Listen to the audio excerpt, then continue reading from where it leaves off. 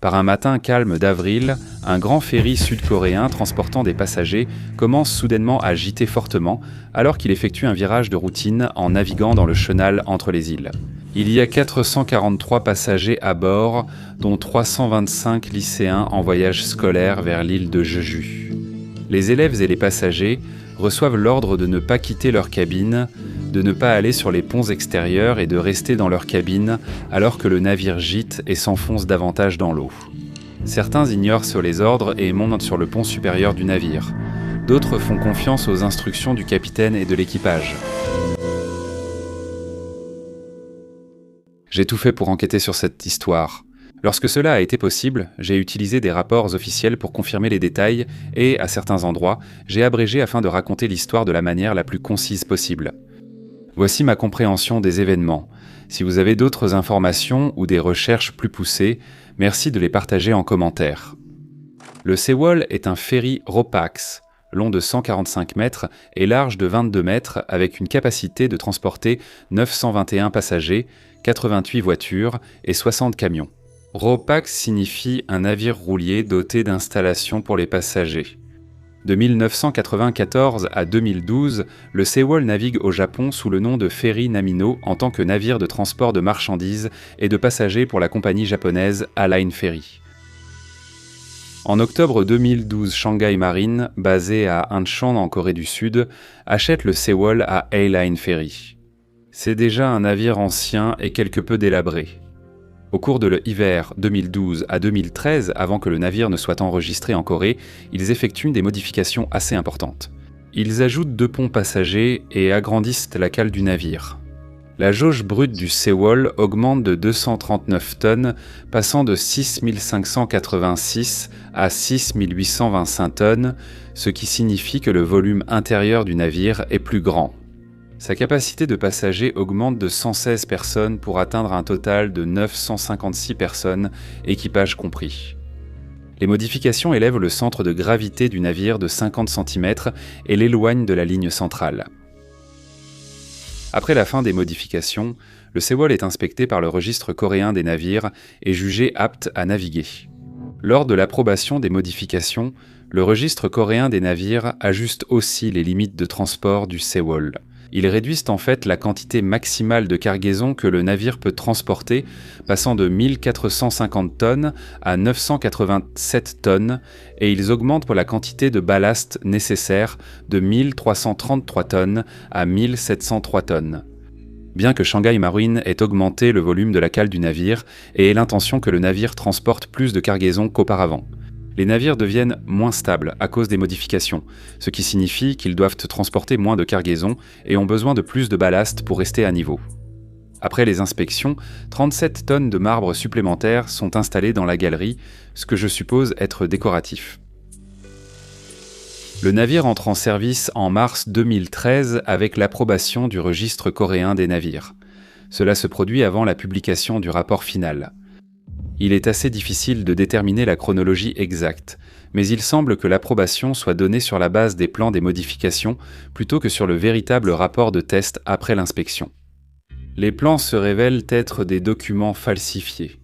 Presque un an plus tard, le rapport d'essai de stabilité du registre coréen des navires est finalisé et daté du 24 janvier 2014. Le rapport indique que le Sewol est devenu trop lourd et moins stable après les modifications apportées. Ce rapport n'est pas remis à l'Association coréenne de la navigation, qui est responsable de la gestion des ferries, ni au garde-côtes coréen, qui supervise l'association de transport maritime et la sécurité en mer. Entre mars 2013 et avril 2014, le Sewol effectue une liaison régulière entre la ville d'Incheon, près de Séoul sur le continent sud-coréen, et Jeju, une île au sud du continent. Le capitaine du Sewol, le capitaine Shin, avertit Shanghai Marine que le Sewol est un navire instable selon les rapports finaux de stabilité. Les avertissements de Shin ont été transmis à Shanghai Marine par l'intermédiaire d'un fonctionnaire travaillant pour l'autorité portuaire d'Incheon le 9 avril 2014, 6 jours avant son dernier voyage. Shin affirme que la société l'a menacé de le licencier s'il continuait à exprimer ses objections. Il demande aussi une réparation du système de direction défectueux le 1er avril, mais rien n'est fait avant que le navire ne coule. Le 15 avril 2014, le MS Sewol se prépare à appareiller d'Incheon vers Jeju sur son itinéraire habituel. Le navire doit quitter le port à 18h30, mais le brouillard réduit la visibilité à environ un demi-mille nautique. Alors les autorités portuaires retardent son départ. Malgré une capacité maximale de fret de 987 tonnes, le Sewol embarque 2147 tonnes de marchandises. En fait, certains des ballasts sont vidés pour faire de la place à la cargaison. Le navire n'a que 761 tonnes de ballast à bord, au lieu des 1703 tonnes avec lesquelles il est censé naviguer. Je ne sais pas s'il remplace intentionnellement le ballast par de la cargaison en calculant la répartition du poids, ou s'ils essaient simplement de charger autant de marchandises que possible. Dans tous les cas, la cargaison n'est pas correctement arrimée avant que le navire ne quitte le port. Les alertes de brouillard sont levées vers 20h30. À 21h, le navire à moteur Sewol quitte le port d'Incheon en Corée du Sud. Le Sewol est le seul navire à quitter le port ce soir-là. Il effectue régulièrement 3 allers-retours par semaine d'Incheon à Jeju. Chaque trajet de 264 miles prend 13h30 à effectuer. Le Sewol assure cette liaison depuis mars 2013 et, jusqu'à présent, il a effectué l'aller-retour un total de 241 fois. Il part avec 443 passagers, 33 membres d'équipage et plus de 2000 tonnes de marchandises, dont 185 voitures. Parmi les 443 passagers à bord, il y a 325 élèves et 15 enseignants tous enthousiastes à l'idée de leur excursion sur l'île de Jeju. Ils viennent du lycée Danwon, situé dans la ville d'Ansan près d'Incheon. Le capitaine habituel, Shin, est en vacances. Le navire est maintenant sous le commandement du capitaine Lee Jun-suk, âgé de 69 ans, qui a récemment pris la relève du navire dans le cadre d'un contrat d'1 an pour lequel il est payé environ 2500 $ par mois. Capitaine expérimenté avec plus de 40 ans de navigation, il a déjà commandé le Sewol sur cette route. Le lendemain matin, 10 heures après le début du voyage, le navire a bien progressé le long de la côte ouest de la Corée du Sud. Les passagers se réveillent après avoir passé la nuit à dormir dans leur cabine. La plupart des élèves partagent des cabines et ils ont passé la soirée et la matinée à rire, plaisanter et discuter du voyage à venir. Le Sewol se trouve au sud-ouest du continent sud-coréen, un peu en retrait du détroit de Maengol, entre l'archipel de Maengol et l'archipel de Gyeocha. J'espère que je prononce correctement ces noms. À 7h30, le 3e officier du navire, Park Eun-kul, prend la relève sur la passerelle du Sewol. Le capitaine Lee se repose dans sa cabine privée.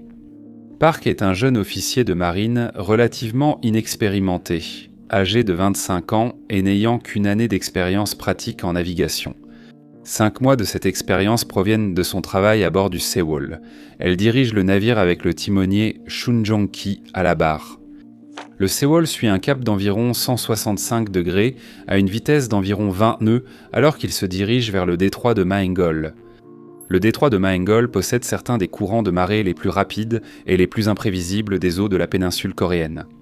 Traverser ce détroit exige de la prudence, mais cela fait gagner du temps. Les navires modernes, comme le Sewol, avec des équipages entraînés, empruntent peu souvent cette route. Le capitaine du Sewol a choisi cet itinéraire pour gagner du temps après le départ retardé d'Incheon. Normalement, un officier plus expérimenté piloterait cette partie du trajet, mais le départ retardé a également perturbé le planning des quarts, ce qui signifie que Park est de quart pour le passage du navire dans le détroit de Maengol. Les conditions sont calmes avec un vent léger, une faible houle et une bonne visibilité. À 08h20, le navire se trouve à un peu plus de 2000 nautiques du détroit. Park ordonne à Shaw de passer le système de direction du pilote automatique à la commande manuelle. Elle veut avoir un contrôle total sur la direction du navire pour cette partie importante du voyage. Lorsque le Sewol arrive au détroit à 08h27, il suit un cap d'environ 137 degrés. Les zones plus larges du détroit contiennent des rochers dangereux et des eaux peu profondes, mais il n'y a aucun danger sur la trajectoire que le Sewol va emprunter. Alors que le navire s'approche de ce qui sera son dernier virage, le petit déjeuner est servi à la cafétéria. La plupart des passagers sont déjà debout, se déplacent et commencent leur journée. La cafétéria est pleine de lycéens. D'autres passagers sont sur le pont extérieur, fument, se divertissent à bord ou dorment encore. À 08h40, Park et Shaw sont sur la passerelle, debout côte à côte près de la barre du navire. À 08h46, le Sewol navigue à une vitesse de 18 nœuds sur un cap d'environ 135 degrés. Park ordonne à Shaw de changer de cap, passant de 135 à 140 degrés. Alors que Shaw change de cap, il remarque une légère gîte du navire, mais ne s'inquiète pas assez pour en parler à Park. Après que Shaw ait modifié le cap à 140 degrés, Park vérifie sur le radar si la trajectoire du navire lui convient. À 08h48, Park ordonne un nouveau changement de cap à 145 degrés. Encore une fois, Shaw fait tourner le navire, mais il tourne plus vite que prévu et continue même après que la barre soit remise au centre. Shaw donne rapidement 2 coups de barre à bâbord pour compenser. Au total, il tourne la barre de 5 degrés vers la gauche. Le navire ne réagit pas, il continue de tourner à droite. Park remarque que le navire gîte fortement, et elle pense que cette inclinaison fait tourner le navire vers tribord plus rapidement que prévu. Elle dit à Shaw de tourner la barre dans la direction opposée. Ce qu'elle veut dire, c'est de diriger le navire vers bâbord. Elle ne sait pas que Shaw a déjà tourné vers bâbord. Lorsque Shaw entend cet ordre, il pense que Park sait qu'il tourne déjà vers bâbord et comprend qu'elle lui demande de diriger le navire vers tribord. C'est dans la direction de la rotation incontrôlée du navire, plutôt que de s'en éloigner. Shaw tourne la barre vers tribord, et le malentendu entre les deux marins aggrave la situation pour le navire. Il y a une confusion générale et Shaw s'exclame d'une voix affolée que la barre ne fonctionne pas. À la cantine, les gens se demandent s'il y a un problème en voyant les assiettes et tables penchées. Mais ils sentent que le navire tourne et supposent que c'est normal. La barre est à 15 degrés à tribord pendant un total de 40 secondes, mais le navire tourne d'environ 45 degrés vers la droite, puis pivote encore de 22 degrés sur place pendant 20 secondes. C'est comme tourner légèrement le volant de votre voiture et que les roues arrière glissent sur une plaque d'huile, puis dérabent derrière vous. Bientôt, le navire gîte fortement sur bâbord et il est clair que quelque chose ne va pas. Il est possible que les courants aient aggravé cette situation. Puis les passagers entendent un grand bruit venant des niveaux inférieurs du navire lorsque la cargaison se détache de ses mauvaises saisines. Le navire gîte encore plus sur bâbord. À 08h50, le Sewol présente une inclinaison de 30 degrés sur son côté gauche. Les passagers se retrouvent soudainement sur un navire en train de chavirer, le début d'un destin tragique pour certains. Le capitaine Lee se précipite de sa cabine vers la passerelle. Bientôt, tous les officiers sont sur la passerelle. Cho arrête les moteurs du navire et celui-ci dérive alors de côté. Le jeune troisième officier Park, naturellement sous le choc par la soudaineté et la gravité de l'inclinaison du navire, commence à pleurer. Le capitaine Lee et les autres membres de l'équipage évaluent la situation et essaient de décider quoi faire. Lee ne peut pas dire si le navire va couler, mais il se concentre désormais sur la sécurité des passagers. À 08h52, Lee et son équipage commencent à planifier le sauvetage tout en essayant de reprendre le contrôle du navire.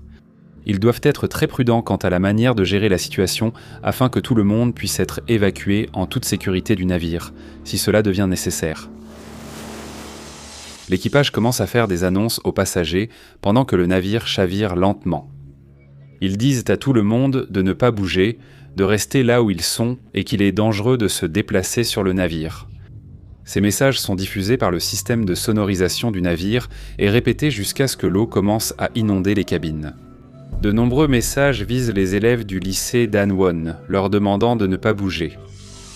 Pendant ce temps, le premier appel d'urgence vers la terre ferme est passé par l'un des élèves, Choi Dok-ha, à 08h52. Choi appelle le numéro du service national d'urgence et signale que le navire sur lequel il se trouve a commencé à chavirer. À 08h54, Choi est mis en relation avec les gardes-côtes de Mokpo, un poste de la garde côtière situé au sud-est de la Corée du Sud continentale, et il leur explique la situation. 3 minutes plus tard, les gardes-côtes de Mokpo ordonnent au patrouilleur numéro 123 de se rendre sur les lieux. Le navire appareille à 08h58. Conformément au manuel de recherche et de sauvetage des gardes-côtes, le patrouilleur 123 est chargé de surveiller la zone et de secourir rapidement les passagers. Les annonces diffusées sur le système de sonorisation du navire continuent de dire « Restez où vous êtes ». Elles sont faites par l'officier des communications du navire, Kong Hae-song. Il dit à tout le monde que se déplacer à bord du navire est dangereux. D'autres membres de l'équipage répètent ce message en personne aux passagers partout sur le navire. Lorsque le Costa Concordia a chaviré, l'équipage a ordonné de rester dans les cabines et de ne pas se déplacer à bord. Les passagers ont ignoré ces avertissements et sont montés sur le pont du navire. Très probablement en raison d'une culture autoritaire, la majorité des personnes à bord du Sewol, en particulier les élèves du lycée Danwon, obéissent aux instructions données et restent sous le pont. Des images vidéo prises par les élèves avec leur téléphone portable seront plus tard récupérées sur le navire. Ces vidéos montrent les élèves alors qu'ils essaient de comprendre ce qui se passe sur le navire et qu'ils tentent de faire face à la situation terrifiante à laquelle ils sont confrontés. Par-dessus tout, il y a de la confusion quant à la gravité de la situation. À d'autres moments, il y a une véritable peur. Ils ont peur de mourir. Certains cherchent des gilets de sauvetage ou se demandent si l'eau est trop froide pour sauter du navire. Ils remarquent des choses comme leurs chaussures qui commencent à glisser sur le sol. D'autres voient à travers les fenêtres que le navire semble couler. Le navire semble aussi devenir de plus en plus sombre. Quand vont-ils ordonner l'évacuation ? Prennent-ils la bonne décision ? Ce navire ne coule-t-il pas ? D'autres essaient de s'échapper, mais il devient de plus en plus difficile de quitter le navire en marchant sur les murs au lieu du sol. À 08h55, l'équipage du Sewol passe son premier appel aux agences de secours à terre. Il y a des appels entre le navire et les agences de secours, ainsi qu'entre les différentes agences de secours. Diverses agences des gardes-côtes sont informées, ainsi que la marine sud-coréenne. 2 patrouilleurs supplémentaires de la marine sont envoyés sur les lieux. Des bateaux de pêche locaux sont déjà arrivés sur les lieux, certains dès 09h00. Les agences de secours discutent de la situation avec Lee et son équipage par radio. À 09h20, l'équipage du Sewol signale que le navire gîte de plus de 50 degrés sur bâbord et qu'il s'enfonce davantage dans l'eau. À 9h23, le service de trafic maritime, qui coordonne la circulation des navires dans la zone, ordonne à l'équipage du Sewol d'informer les passagers de mettre leur gilet de sauvetage. L'équipage explique que le matériel de diffusion est en panne et le service de trafic maritime leur demande d'ordonner directement aux passagers de mettre leur gilet de sauvetage et de s'habiller pour affronter l'eau froide à l'extérieur. Mais il n'y a pas assez de gilets de sauvetage à bord pour tous les passagers. Je me demande si ce n'est pas pour cela qu'ils disent au service de trafic maritime que le système de diffusion est en panne. À 09h25, le service de trafic maritime demande au capitaine Lee de décider rapidement s'il faut évacuer le navire ou non, en disant qu'ils n'ont pas assez d'informations pour prendre eux-mêmes la décision. En réponse, Lee demande des informations sur le sauvetage, et le service de trafic maritime répond que des bateaux de patrouille doivent arriver dans 10 minutes et qu'un hélicoptère arrivera dans 1 minute. La répond qu'il y a trop de passagers pour un hélicoptère. Il décide de continuer à dire aux passagers de rester dans leur cabine, ce que Kang, l'officier des communications du navire, relaie via le système de sonorisation du navire. Il se peut que la chronologie soit interrompue et que le système de diffusion soit déjà hors service. Le Sewol chavire et les passagers sont désorientés. Ils doivent décider s'ils doivent suivre les instructions de l'équipage. Certains passagers suivent les annonces, leur demandant de rester où ils sont, même s'ils voient tant l'eau monter dans le navire. La plupart des lycéens suivent encore les annonces, tandis que d'autres vont sur les ponts supérieurs au lieu de rester en bas. Le patrouilleur 123 arrive sur les lieux à 09h30. C'est le premier navire de secours officiel à atteindre le site après l'incident. Il est désigné comme commandant sur place. Pendant le temps entre son envoi et son arrivée, le patrouilleur 123 ne contacte pas directement le Sewol par radio. Ils appellent plutôt d'autres navires dans la zone. Lorsqu'ils arrivent sur les lieux, les membres d'équipage du patrouilleur 123 ne sont pas au courant du contenu des communications entre le Sewol et les agences de secours. Ils n'ont pas parlé à l'équipage du Sewol et ils ne comprennent pas clairement la situation. Le Sewol gîte de plus de 50 degrés sur bâbord. À 9h33, après avoir confirmé que des navires à proximité se sont portés volontaires pour aider aux opérations de sauvetage, le service de trafic maritime ordonne à tous les navires de mettre à l'eau des canaux de sauvetage pour les passagers. Le patrouilleur numéro 123 commence les opérations de sauvetage à 09h38 en envoyant un canot de sauvetage pneumatique. Les sauveteurs font des annonces pendant 5 minutes, appelant les gens à abandonner le navire et à sauter à l'eau. La décision d'abandonner le navire n'est pas prise par le capitaine Lee ou l'équipage du navire. À 09h38, la communication entre le service de trafic maritime et le Sewol est coupée. Environ 3 minutes plus tard, environ 150 à 160 passagers et membres d'équipage sautent par-dessus bord. Pour évacuer les passagers piégés dans le navire, l'équipage du Sewol doit descendre sous le pont dans un navire en train de couler et affronter une mort quasi certaine. Cela n'arrive pas, il est tout simplement trop tard. Les passagers du pont supérieur et ceux sautant à l'eau sont secourus.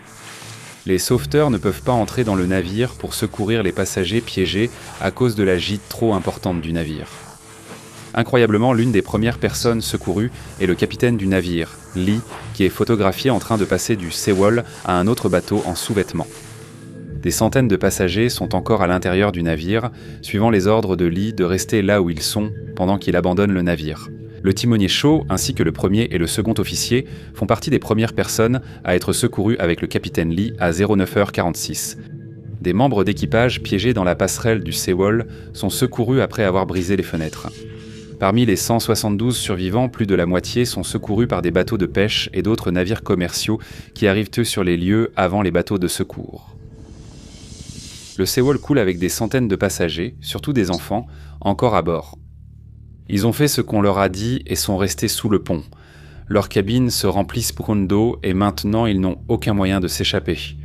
Ils continuent de passer des appels et d'envoyer des messages depuis leur téléphone portable, alors que le navire chavire et coule. Certains des messages sont des adieux. Certains demandent de l'aide, d'autres montrent que les passagers ne comprennent pas encore la situation. Le dernier message est envoyé à 10h17. Après le naufrage, un sentiment d'urgence tardif s'installe tandis que des ressources sont mobilisées pour une opération de sauvetage désespérée. Des navires de la marine, dont un destroyer, une frégate et d'autres de sauvetage, sont envoyés sur place. Plusieurs aéronefs, dont des hélicoptères, sont aussi dépêchés. Le personnel de secours arrive, comprenant 40 plongeurs des forces spéciales, 82 membres des unités de sauvetage de la marine et 114 membres de la flottille des opérations spéciales navales de la République de Corée. L'armée de la République de Corée envoie des unités comprenant 150 soldats du commandement des opérations spéciales et 11 ambulances ont. Des tentatives sont faites pour plonger dans le navire, mais les sédiments remués sur le fond marin, à environ 40 mètres de profondeur, rendent impossible l'accès à l'intérieur. Les sauveteurs sont totalement incapables d'entrer dans le navire tout au long de la journée. À 0h30, le 17 avril, les gardes-côtes tirent des fusées éclairantes dans le ciel pour illuminer la coque chavirée, qui est toujours au-dessus de la ligne de flottaison. 8 commandos des gardes-côtes et des plongeurs de la marine recherchent des corps et un éventuel point d'entrée dans la coque du navire. À 06h, 160 et 11 navires, 29 aéronefs et de nombreux plongeurs participent aux opérations de sauvetage. Tout au long de la journée du 17 avril, les plongeurs continuent d'essayer d'accéder à l'intérieur. À 22h, un jour après le chavirement du navire, les sauveteurs n'ont pu retrouver que 14 corps. Ce n'est que tard dans la matinée du 18 avril que les plongeurs parviennent à accéder à la coque du navire par le pont cargo. Toutes les personnes à bord se sont noyées. Au cours des mois qui suivent, le nombre de morts confirmés augmente lentement pour atteindre 304. 5 personnes resteront introuvables. Les conséquences du naufrage du Sewol et de la perte de 304 passagers sont énormes. Le capitaine du Sewol, Lee Jong-suk, ainsi que plusieurs membres d'équipage, sont largement tenus pour responsables de la perte de leurs passagers. Leur incapacité à ordonner aux passagers d'abandonner le navire, ainsi que leur décision de l'abandonner eux-mêmes, provoque l'indignation. Quelques jours après la catastrophe, tout l'équipage responsable de la navigation du Sewol est arrêté. Le capitaine Lee, le premier officier Kang Won-sik, le second officier Kim Yong-ho et le chef mécanicien Park Ji-ho sont tous accusés d'homicide par négligence grave. Des arrestations ont également lieu chez Shanghai Marine, à l'Association coréenne de la navigation et au registre coréen des navires. Le capitaine Lee est condamné à la réclusion à perpétuité. La catastrophe aura de graves conséquences pour le gouvernement sud-coréen et la présidente Park, qui était alors à la tête du pays. Park et son gouvernement ont été accusés d'être responsables de l'environnement réglementaire laxiste qui a permis au Sewol de naviguer dans des conditions dangereuses. De plus, ils ont également été accusés d'être responsables de la mauvaise opération de sauvetage lancée pour le navire. Pour aggraver les choses, Park et son gouvernement ont tenté de minimiser la catastrophe et de contrôler la réaction du public en maîtrisant les informations diffusées. La popularité de Park en tant que présidente a chuté après la catastrophe du Sewol et elle n'a jamais retrouvé sa popularité. Quelques théories alternatives ont été avancées puis rejetées, notamment une explosion, un choc contre un récif et une collision avec un sous-marin. Comme pour beaucoup de catastrophes de grande ampleur, il n'y a pas un seul événement isolé qui a conduit à ce désastre. Des modifications ont changé le centre de gravité du navire sur la base de documents falsifiés pour obtenir l'approbation. Une fois la stabilité du navire testée, les résultats n'ont pas été communiqués aux autorités qui réglementent la sécurité des navires commerciaux. Le navire n'était pas correctement lesté et la cargaison mal sécurisée pour éviter tout déplacement durant le voyage. Un équipage inexpérimenté a dû naviguer dans la zone la plus dangereuse du trajet. Lorsque le navire a rencontré des difficultés, les passagers ont été priés de rester sous le pont et ont obéi. Lorsque les agences de secours ont été informées, elles n'ont pas pris le contrôle de la situation avant qu'il ne soit trop tard. Bien qu'il ait passé le premier appel d'urgence, Choix s'est noyé dans le navire chaviré et son corps a été retrouvé plus tard à l'intérieur du bateau. L'ordre d'abandonner le navire n'a jamais été donné aux passagers se trouvant sous le pont. Bien que le nombre de passagers ait été inférieur à celui du Costa Concordia, le nombre de morts était plus élevé. Dans les deux cas, les capitaines faisaient partie des premiers à quitter le navire. Je vais laisser un lien vers l'histoire du Costa Concordia ici.